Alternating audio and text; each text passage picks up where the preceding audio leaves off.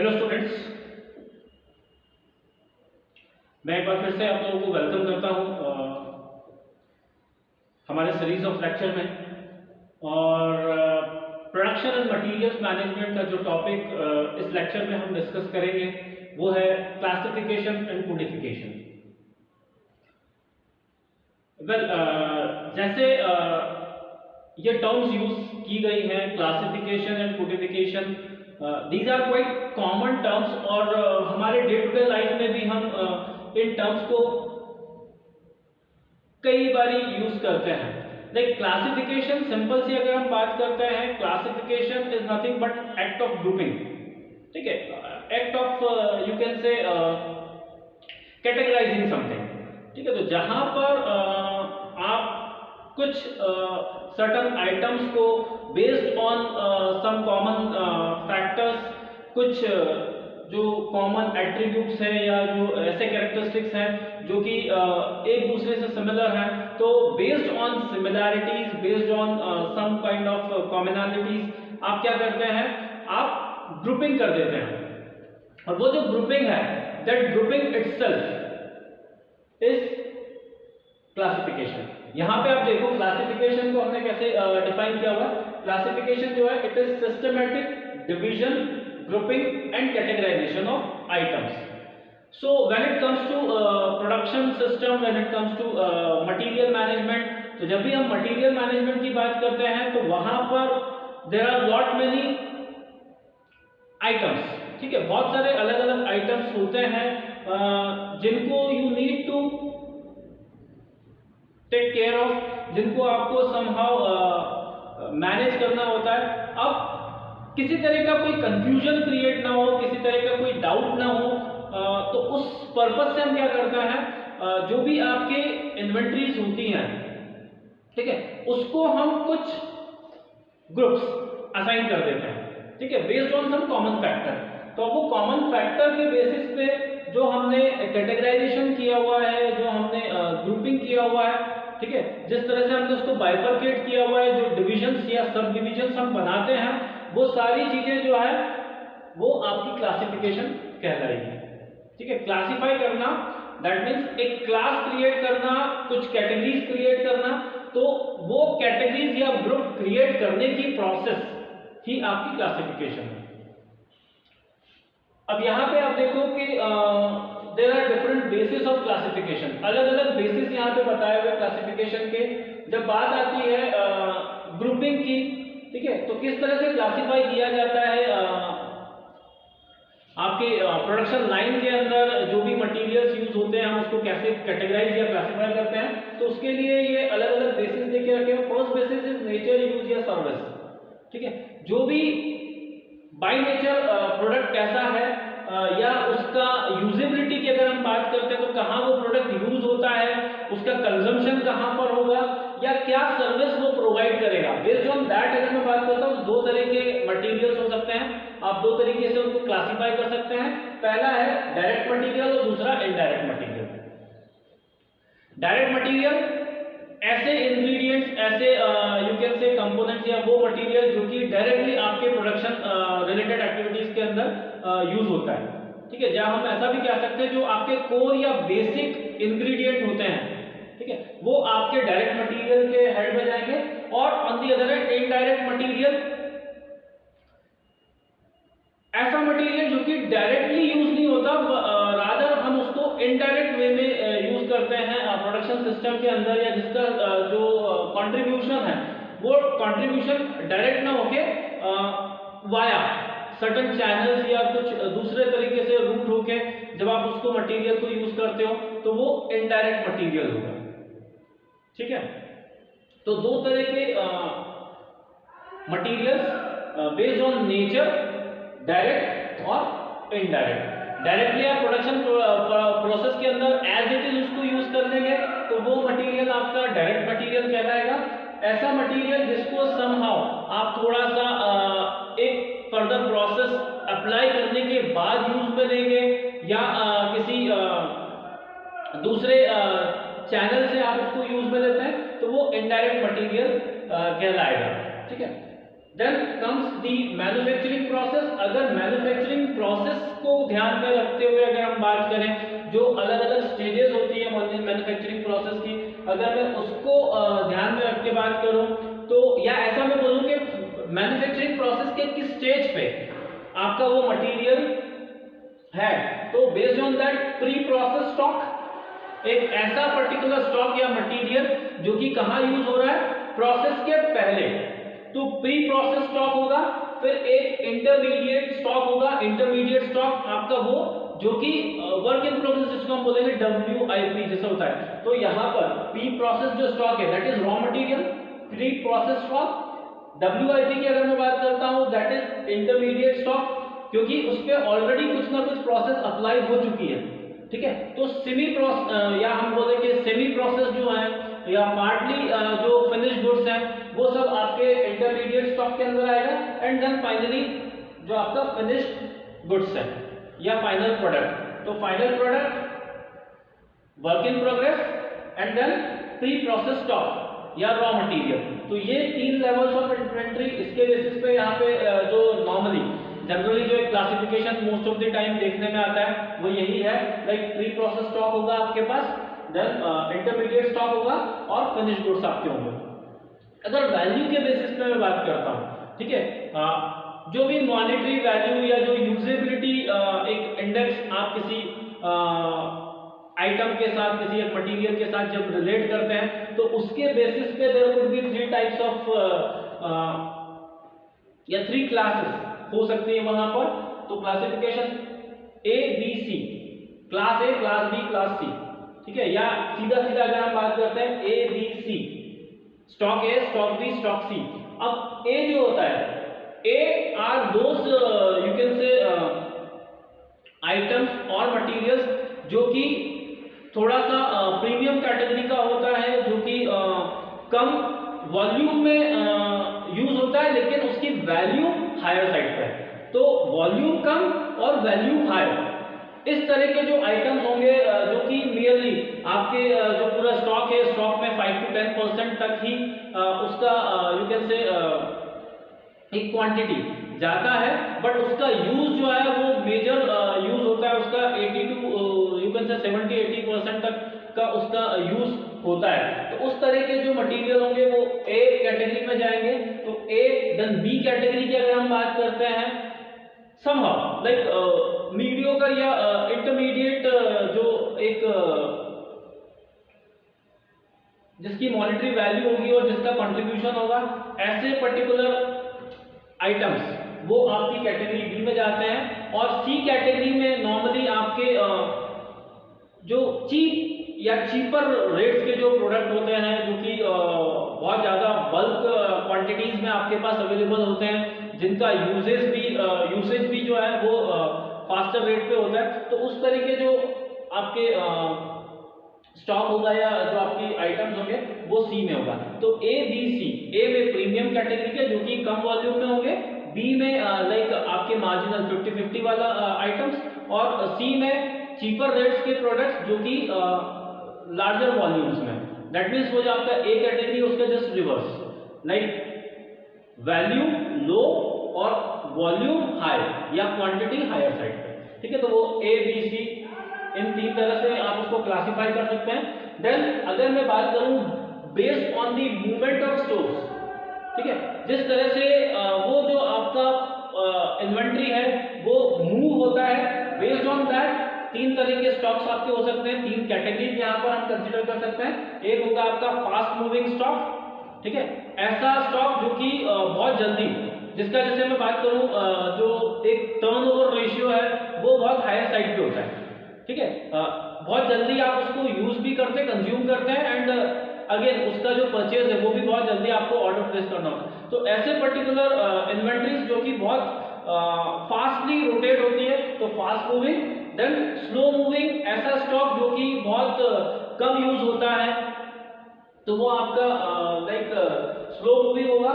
और एक आपका जो इन्वेंट्री होता है वो डॉर्मेंट स्टॉक में उसको बोलूंगा, या नॉन मूविंग, ठीक है। तो ऐसे आइटम्स, ऐसे स्टफ जो कि मूव नहीं करते, जिनको आप बहुत ज्यादा जिनको यू कैन से ट्रांसपोर्टेशन की जरूरत नहीं होती, जो एक जगह से दूसरी जगह पर ज़्यादा ले जाए नहीं जाते, लाइक स्टेशनड रहते हैं, तो उस तरह के जो स्टॉक होगा वो डॉर्मेंट स्टॉक आपका कंसिडर होगा। तो बेस्ड ऑन दी मूवमेंट, ठीक है, स्टोर के अंदर या स्टोर में विद इन मूवमेंट, या फिर स्टोर से लेके तो जो आपका वर्क प्रोसेस जहां पर हो रहा है तो वहां के मूवमेंट के लेके अगर मैं बात करता हूं तो फास्ट मूविंग, स्लो मूविंग और डॉर्मेंट या स्टेशनड या आप नॉन मूविंग भी उसको कह सकते हैं।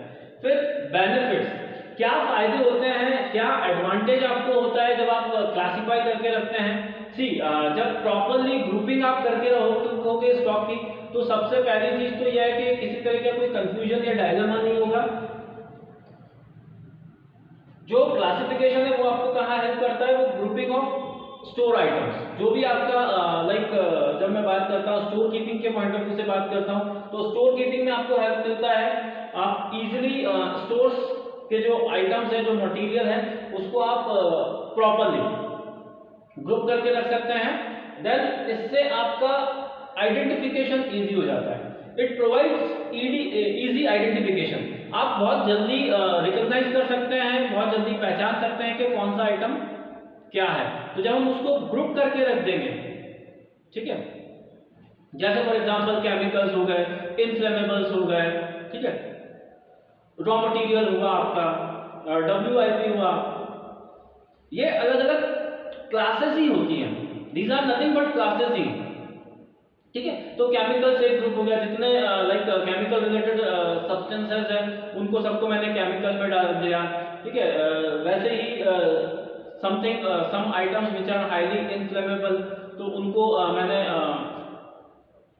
इनफ्लेमेबल्स का एक टैग लगा के उसको सारे स्टफ को वहां पर स्टोर करके रख दिया, ठीक है। अगर कोई फ्रेजाइल है, ठीक है, तो उसको हमने फ्रेजाइल का एक टैग लगा के दे दिया, ठीक है। तो इस तरह से आपको पता लग सकता है। जैसे फॉर एग्जांपल अगर मैंने फ्रेजाइल लाइक एक कैसे कैटेगरी बना दी कि ये जो है ये फ्रेजाइल आइटम्स है, ठीक है, you have to handle them with due care and precaution. तो अब फ्रेजाइल है तो आइडेंटिफिकेशन वैसे इजी होगा कि इसको मुझे किस तरह से हैंडल करना है। तो मटेरियल हैंडलिंग जो होगी वो भी आपकी इजी हो जाएगी, not only identification but material handling भी आपका इजी हो जाता है, helps in record keeping and accounting.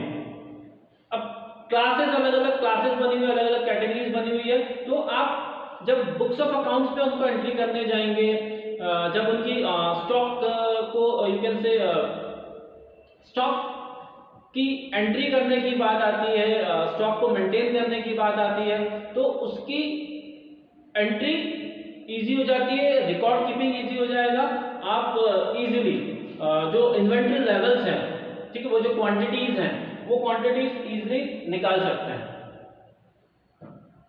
Then एसेटेंस importance, ये जो कैटेगराइजेशन है ये कहीं ना कहीं आपके जो हमने यहाँ देखा था यूज, उसका सर्विस या क्या कंट्रीब्यूशन को देता है उसको एसर्टन करता है, एश्योर करता है कि हाँ these are the groups of items जो कि कंट्रीब्यूट करते हैं, ठीक है, इसका इतना कंट्रीब्यूशन होता है। तो कहीं ना कहीं उसकी वर्थ जो है, उसका कंट्रीब्यूशन जो है, उसकी इंपॉर्टेंस जो है आइटम्स की, ठीक है, वो एसेस करने में, वो इंश्योर करने में भी आपका क्लासिफिकेशन हेल्पफुल होता है। देन जब रिडंडेंसी की बात आती है, डुप्लीकेशन की बात आती है, तो डुप्लीकेशन को अवॉइड करता है आपका क्लासिफिकेशन। क्लासिफिकेशन के थ्रू डुप्लीकेशन के चांसेस कम हो जाते हैं। And then finally it helps in making some standards, keeping some standards और उन स्टैंडर्ड्स को फॉलो करना। तो स्टैंडर्डाइजेशन में भी आपको हेल्प करता है। जैसे हमने जब मटेरियल हैंडलिंग की बात की थी, मटेरियल हैंडलिंग की हमने पीस की बात की थी, स्टैंडर्डाइजेशन, देन सिंप्लीफिकेशन की हमने बात किया था, ठीक है। तो वो जो सिंप्लीफिकेशन होता है, वो जो स्पेशलाइजेशन की जब हम बात करते हैं या जब हम स्टैंडर्डाइजेशन की बात करते हैं, तो उन एस को अचीव करने में भी आपका क्लासिफिकेशन हेल्प करता है। It is the key to standardisation, तो इट हेल्प्स इन स्टैंडर्डाइजेशन। फिर क्लासिफिकेशन के बाद एक चीज आती है कोडिफिकेशन। जब आपने ग्रुप्स कर दिए, ग्रुपिंग कर लिया आपने, फिर वो जो ग्रुप्ड आइटम्स हैं हम क्या करते हैं, उनको रिकॉल करने के हिसाब से या उनको आइडेंटिफाई करने के हिसाब से कुछ कोड्स असाइन कर देते हैं। ठीक है, तो कोडिफिकेशन आप देखो, it is the process of assigning number और सिंबल। ठीक है, अब कोड जो है वो नंबर या सिंबल के फॉर्म में, तो जब हम कुछ भी किसी भी तरह का अल्फा न्यूमेरिक या फिर कोई number as a code assign कर देते हैं, रिलेट कर देते हैं विथ सम आइटम, तो वो जो प्रोसेस है, process of assigning codes to the items, वो आपका कोडिफिकेशन कहलाता है। Process of assigning a number और symbol to each store item. आपके इन्वेंट्री के अंदर, आपके स्टोर्स के अंदर जितने भी अलग अलग मटेरियल हैं, जो भी अलग अलग आइटम या स्टफ आपने रखा हुआ है, उस स्टफ को, उस आइटम को कुछ कोड असाइन करना, एक स्पेसिफिक नंबर उसके साथ एसोसिएट कर देना, जिससे कि उसको इजीली आप रिकॉग्नाइज कर पाए, आप इजीली उसको रिकॉल कर पाए। तो वो जो प्रोसेस है that is called codification. Objective की अगर हम बात करते हैं, क्यों कोडिफिकेशन किया जाता है, तो codification is done in order to make it easy. क्या इजी करना है हमें, क्या कन्वीनियंट करना है, आइडेंटिफिकेशन ऑफ मटेरियल। तो in order to make it easy, convenient and accurately identify the items. तो जो भी अलग अलग वेरियस आइटम्स आप यूज करते हैं, उनका इजी, कन्वीनियंट और एक्यूरेट आइडेंटिफिकेशन हो पाए, इसलिए कोडिफिकेशन किया जाता है। एडवांटेजेस की अगर मैं बात करूं या इसी को मैं नीड एंड इंपॉर्टेंस बोल दूं, तो क्या जरूरत है, क्या क्यों मैटर करता है, क्या बेनिफिट हमें होगा। तो पहली चीज वही है कि लेंथी डिस्क्रिप्शन। ठीक है, जब भी किसी मटेरियल की अगर मैं बात करता हूं, लेट्स से कोई मटेरियल है, कोई केमिकल है, तो उस केमिकल का एक लेंथी डिस्क्रिप्शन अवॉइड करके हम जस्ट उसको बोल सकते हैं कि ये केमिकल कहाँ यूज होना है। तो कुछ कोड अगर हम असाइन कर दें, उससे आपको समझ में आ जाता है कि किस प्रोसेस में ये पर्टिकुलर केमिकल यूज होना है। जैसे फार्मा इंडस्ट्री की अगर हम बात करते हैं, जहाँ पे आप ड्रग मैन्युफैक्चर करोगे, तो अब मेडिसिन में आपको प्रिपेयर करनी है, तो हर एक मेडिसिन का अपना एक केमिकल फॉर्मूला होगा, कुछ उसके कंपोनेंट्स होंगे जो कि उस फॉर्मूले को फॉर्मूले में फिट बैठते हैं, या जिसके थ्रू आप वो पर्टिकुलर ड्रग या मेडिसिन तैयार कर सकते हैं। ठीक है, तो बेस्ड ऑन दैट फॉर्मूला हमने क्या करा, अलग अलग कंपोनेंट्स को कुछ कैटेगरीज बना के और उनको एक सर्टेन कोड असाइन कर दिया। तो उससे आप क्लियरली बता सकते हैं कि किस केमिकल प्रोसेस के अंदर कौन सा केमिकल यूज होना है या किस प्रोसेस में कौन सा केमिकल लगना है। तो avoidance of long description, instead of having a long description के कैसा है क्या नहीं, तो उसका नेचर, कैरेक्टरिस्टिक, सारी कुछ चीजें पता लग सके किसके बेसिस पे, जो हमने कोड असाइन किया। ठीक है, then helps in accurate and logical identification, जो हमने ऑब्जेक्टिव में भी देखा कि एक्यूरेट आइडेंटिफिकेशन आप कर सकते हैं। देन डुप्लीकेशन आपका अवॉइड हो सकता है, रिडंडेंसी कम हो जाती है। It reduces variety. जब वैरायटी रिडक्शन की बात करता हूं, तो वैरायटी रिडक्शन में भी कोडिफिकेशन हेल्प करेगा आपको। Leads to effective planning, purchase and production. जो भी कोडिफिकेशन है उसके बेसिस पे समहाउ आपका ओवरऑल जो प्रोडक्शन प्लानिंग एंड कंट्रोल है वो इजी गोइंग हो जाएगा। उसके बेसिस पे आपकी परचेज एक्टिविटीज थोड़ी सी स्मूथ हो जाती हैं। कब ऑर्डर प्लेस करना है, किसके लिए ऑर्डर प्लेस करना है, तो जस्ट वो कोड्स के बेसिस पे आप देख लेते हैं कि कहाँ कितना इन्वेंट्री है और उसके अकॉर्डिंग हम ऑर्डर प्लेस कर सकते हैं। जब आप कोड्स असाइन करते हो, तो अभी जब आप सिस्टम पे जाएंगे तो वहां पर यू विल सी कि codes are not only for the product, rather it is also given to the supplier also. ठीक है, तो किस सप्लायर को अप्रोच करना है वो भी सीधा कोड देख के हमें समझ आ जाता है कि इस पर्टिकुलर प्रोडक्ट के लिए आपको इस सप्लायर को अप्रोच करना है। ठीक है, सो ये बेनिफिट्स हैं आपके। पहली चीज avoidance of long description, product का डिस्क्रिप्शन जो है वो देने की जरूरत नहीं होती, सिर्फ कोड देख के आप बता सकते हैं कि कैसा प्रोडक्ट है, कैसा रॉ मटेरियल है, प्रोडक्शन प्रोसेस में कहाँ कैसे यूज में आना है। Then helps in accurate and logical identification, duplication avoid करता है, आप उसके थ्रू वैरायटी रिडक्शन की तरफ जा सकते हैं। एंड फाइनली और भी जो अलग अलग प्रोसेसेस हैं प्रोडक्शन रिलेटेड, वो इफेक्टिव और इजी गोइंग हो जाती है कोडिफिकेशन के चलते। Now system of codification, there are different types. ठीक है, या देयर आर डिफरेंट टेक्निक्स बोल सकते हैं हम, या सिस्टम्स भी कह सकते हैं, जो आप कोडिफिकेशन पर्पस से यूज करते हैं। पहला है अल्फाबेटिक। ठीक है, हम क्या कर सकते हैं, अल्फाबेटिक कोड्स दे सकते हैं। ठीक है, जैसे आप देखते हो ए बी सी, ठीक है, फिर डबल है या कैपिटल है एंड स्मॉल है, इस तरह से हम क्या कर सकते हैं, अल्फाबेटिकल फॉर्म में अलग अलग कोड्स दे सकते हैं। ए कैटेगरी का प्रोडक्ट, बी कैटेगरी का प्रोडक्ट, सी कैटेगरी का प्रोडक्ट, ये जो है, ये जो हमने यहाँ पर देखा था A B C based on value. Similarly जब आप अल्फाबेट्स यूज करते हैं in order to classify and codify, तो जब कोड्स असाइन करने के लिए आप अल्फाबेट्स यूज करते हो, वहां पर अल्फाबेटिकल, देन न्यूमेरिकल, नंबर्स, ठीक है, डिजिट्स के फॉर्म में जब हम बात करते हैं 1 2 3 1 0 0 1 1 0 1 2 0, इस तरह से अगर हम बात करते हैं तो जहां पर आपने अलग अलग नंबर्स यूज किए हैं अलग अलग टाइप ऑफ मटेरियल के लिए, तो वहां न्यूमेरिकल। देन एक होता है डेसिमल, डेसिमल न्यूमेरिकल का ही एक्सटेंशन, जहां पे आपने डिवीजन और सब डिविजन किए हुए हैं। तो जो लाइक जब मैं डेसिमल वैल्यू की बात करता हूं तो पॉइंट के पहले का जो आपका न्यूमेरिक होगा या जो डिजिट्स होंगी, वो हो सकता है कि आपकी मेन कैटेगरी को डिस्क्राइब करती हैं, और डिजिट डेसिमल के बाद का जो डिजिट होता है, ठीक है, वो डिजिट्स आपके सब कैटेगरीज को डिफाइन करती है। तो जहां पर आपकी ग्रुपिंग विद इन, या हम ऐसा बोल सकते हैं क्लासेस विद इन क्लासेस या groups with in groups exist करते हैं, तो वहां पर आपके डेसिमल, ठीक है, वहां पे आपका डेसिमल सिस्टम आएगा। फिर आपका अल्फा न्यूमेरिक कोड्स आप यूज कर सकते हैं, जैसे आप देखते हैं जो आरटीओ में होता है, ठीक है, जो व्हीकल का रजिस्ट्रेशन होता है, आप देखते हो वहां पे अल्फाबेट्स और न्यूमेरिक वैल्यूज दोनों होती है, अल्फाबेट्स भी होते हैं नंबर्स भी होते हैं, ठीक है। MP09, like MP stands for Madhya Pradesh and 09 again एक वो जो आपका आरटीओ जिस सिटी से वो रजिस्टर्ड हुआ है, तो वो सिटी के जो यू कैन से वहां पर नंबर्स उस सिटी को रिप्रेजेंट करते हैं, ठीक है। तो लाइक वाइज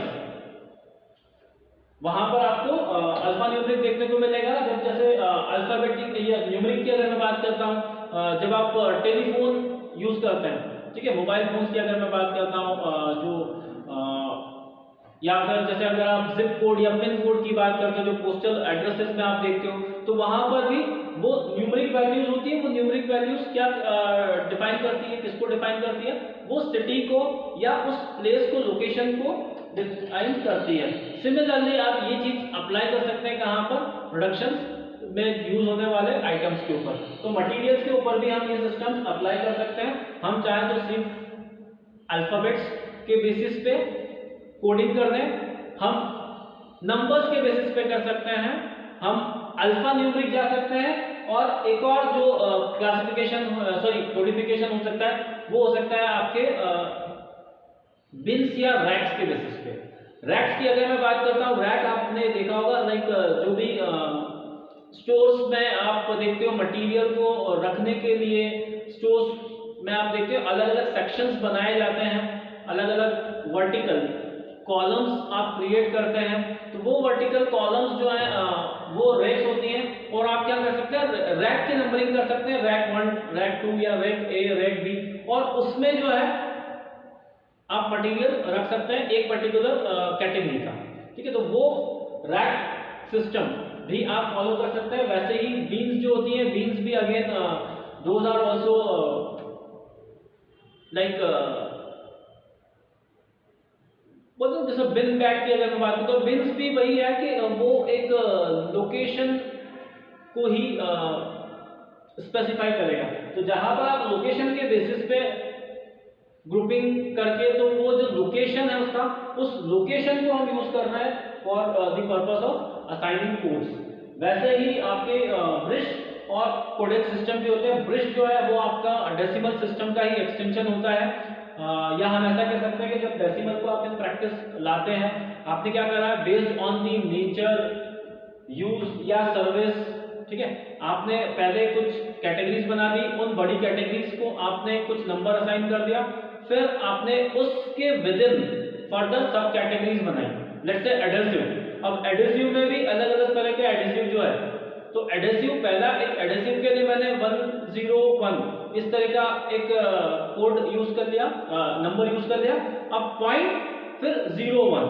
अब एडेसिव में एडेसिव सिस्टम जो है या सॉरी एडेसिव आइटम जो है, तो एक सर्टेन टाइप ऑफ एडेसिव, उसको मैंने 0 1 बोल दिया, फिर 0 2 बोल दिया, ठीक है। लाइक मैं क्या उससे फिक्स कर रहा हूं, लिक्विड फॉर्म का एडिसिव है तो उसके लिए मैंने कुछ अलग यूज कर दिया। तो वहां पर आपने क्या करा है, ब्रिस्क सिस्टम के अंदर सबसे पहले 3 स्टेप में आप चलते हैं। पहले स्टेप में आपने क्या करा, कुछ कॉमन ग्रुप्स क्रिएट किए based on the nature of product, use of product या सर्विस ऑफ प्रोडक्ट। फिर आपने उसके विद इन कुछ सब कैटेगरीज बनाई। आपने मेन कैटेगरी को एक डिजिट असाइन कर दिया और उसके बाद दूसरा डिजिट असाइन कर दिया। फिर एक होता है आपका कोडेक्स सिस्टम। कोडेक्स सिस्टम में आपका जो बेसिस होता है, ये भी लाइक डेसिमल सिस्टम जैसा ही चलता है या न्यूमेरिक सिस्टम ही है, लेकिन यहाँ पर आप हाइफन्स यूज करते हैं, ठीक है। It is basically 10 digit code. Codex system में हम 10 डिजिट कोड्स क्रिएट करते हैं, जो कि आपके 3 4 3, ठीक है, 3 digit hyphen 4 digit hyphen 3 digit. तो इस तरह से 3 4 3 के फॉर्म में चलता है। जो पहला 3 है वो मेन कैटेगरी को बताता है, फिर आपका जो सेकंड है वो सब कैटेगरी को बताता है, लास्ट जो है उसके यू कैन से वेरिएंट या वैरायटी या उस चीज को बताता है। और यहाँ पे जो आपका कैटेगराइजेशन होता है उसका बेस आपका यूज या सर्विस नहीं होता, रादर वहां पे परचेज, ठीक है, परचेज आपके लिए बेस है। तो किस वेंडर, ठीक है, यहां पर वेंडर की जो मैंने आपको एक बात कही थी कि किस वेंडर से आप परचेज करते हैं, ठीक है, एक जो आपका सेक्शन है वो आपके वेंडर को भी रिप्रेजेंट करता है। तो कैटेगरी ऑफ गुड्स, देन कौन सा वेंडर है क्या है, एंड देन दी सब कैटेगरी। तो इस तरह से वहां पर आप उसको कोड असाइन करके रखते हैं। So these are the various ways in which आप यूजुअली जो है अपने रॉ मटेरियल को क्लासिफाई करते हैं या कोडिफाई करते हैं। So this is all about